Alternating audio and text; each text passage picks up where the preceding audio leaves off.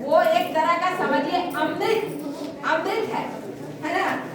जीवामृत भी दो तरह का होता है, एक तरल है एक सघन है ना। लिख लीजिए। हाँ 10 केजी चाहिए,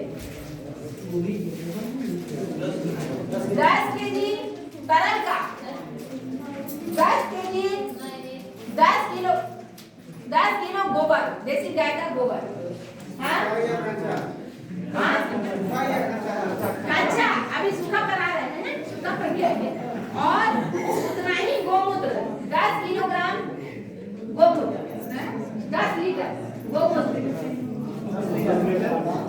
हाँ और पानी देखिए, ये जानते हैं ये बंधु आपका क्या नाम है? पानी तो 200 लीटर से ज्यादा ही।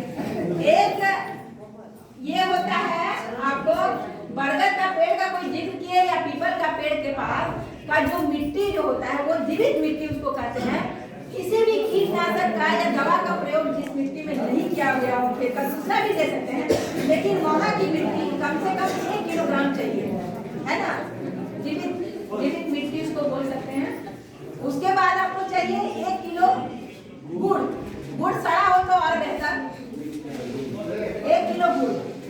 हाँ और बेसन किसी भी दाल का, चाहे वो चना का हो, उड़द का हो, मूंग का हो या और क्या है मसूर का, किसी भी दाल का 1 किलोग्राम बेसन, ठीक है। अब इसको बनाने के लिए क्या करते हैं?